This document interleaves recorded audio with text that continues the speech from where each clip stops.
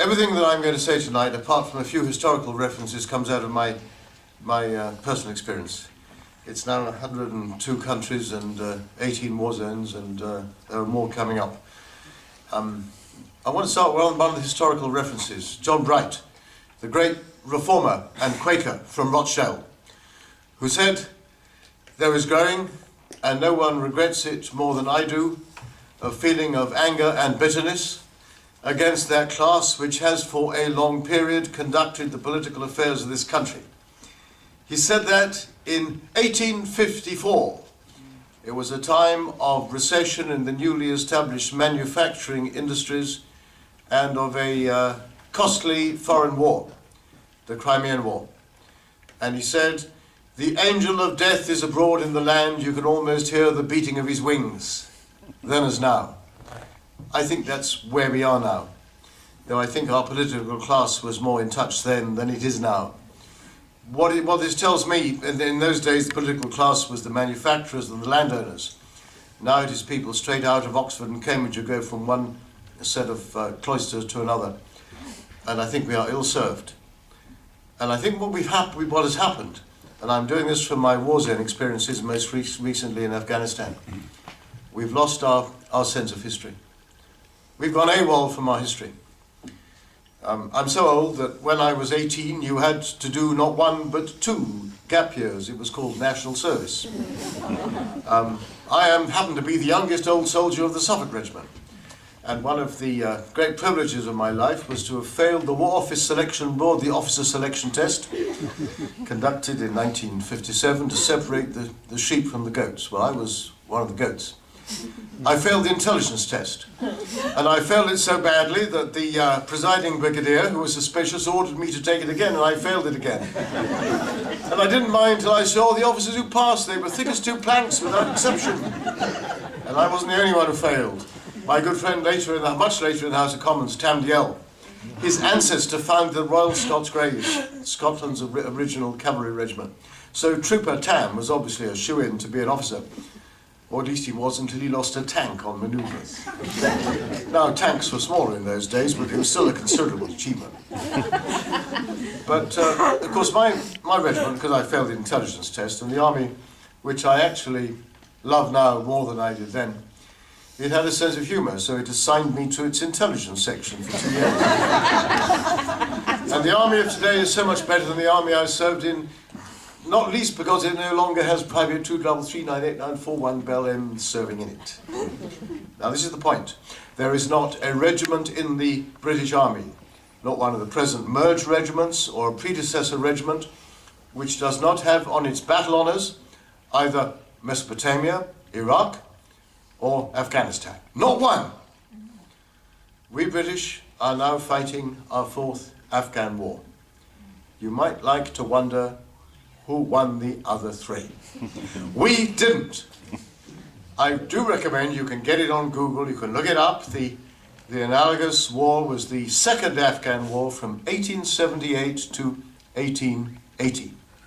There again, we were trying to install a so-called friendly regime. We were not invading force, sure we weren't. We were just doing what we could to help the local people. And of course, we didn't, and then in 1880, we declared victory and left the field. Guess what we're going to do again? One of my favourite, I love bad poetry, as you're about to discover. The best bad poet in the history of English literature was William Topaz McGonagall, who specialised in anthems about failed colonial and imperial expeditions. And he wrote one about the 2nd Afghan War, which I commend to you. It was chiefly in favour of the commander at the time, General Sir Frederick Roberts, who later became Lord Roberts. I'll spare you the first 15 stanzas, but it ends like this. Success to Lord Roberts, a very great man. He defeated the Afghans in Afghanistan. You get the sense of poetry, yeah? With an army 7,000 strong, he spread death and desolation all along. Guess the size of the British Army in Helmand last year. It was 7,000 strong. Now, I don't know where we're going with this. It's not like in Iraq. It is legal. We are there from good motives, but the costs are very, very high. Our soldiers are engaged in the most intensive combat that they have experience since the Korean War. Last week or the week before, the total number of dead exceeded the total number in the Falkland Islands in 1982. And if I could just bring one salient fact to your attention, I do a lot of stuff for the military charities. The number of British soldiers who died in the Falklands War in 1982 was 250. The number who took their own lives, subsequently the survivors, the suicides, was higher than that. We are getting into territory here we haven't been to for a very long time. And we take it for granted that our soldiers will do this, and so they will. I wouldn't promote my book, but on the 3rd of February I'm starting a two-part series on Radio 4 about the role of the reservists in the British Army, and it's really inspiring. But there's a cost. They've lost 18 in Iraq and Afghanistan, and we take this for granted. And the point I'm making here as an ex-politician and indeed an ex-soldier is that our politicians have not only gone AWOL from their set of history, but they have no understanding of the nature of modern warfare. I was told by Lord Carrington, who's a very distinguished ex-soldier, Guards Armoured Division in the Second World War, and he was the Defence Secretary in Ted Heath's government in the early 70s. And he told me then that every single member of Ted Heath's cabinet has served in uniform in the Second World War, with one exception. The exception was the Education Secretary, Margaret Thatcher, whom you may have heard of. And it was said of Margaret Thatcher that she would have made an extremely effective and merciless machine gunner. How did we stay out of Vietnam? We stayed out of Vietnam because of one man, Dennis Healy, a good and experienced Defence Secretary who had himself been a beach master at Anzio in 1944. John Major still had to help him, Lord Carrington and Willie Whitelaw. But then a whole lot of politicians come in who've got no experience and have never served. And you get this sort of contrast. I would never do anything so crude as to promote the book, what I wrote.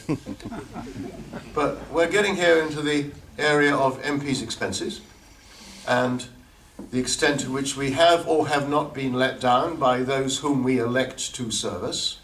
And then we look at what's going on in Helmand, and we look at the coffins coming home, held shoulder high off the ramp ceremonies in Lynham and the amazing processions through Wooden Basset. And my spies in the MOD tell me that the political element of the MOD is worried that the Wooden Basset ceremonies are drawing too much attention to the costs and casualties of war.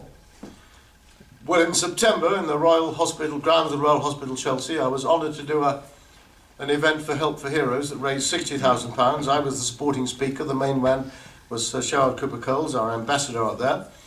And I made the point to these soldiers, ex-soldiers, their girlfriends, their families, there cannot be too much emphasis on the costs and casualties of war, because we have to understand what it's about. But this is dangerous and difficult territory.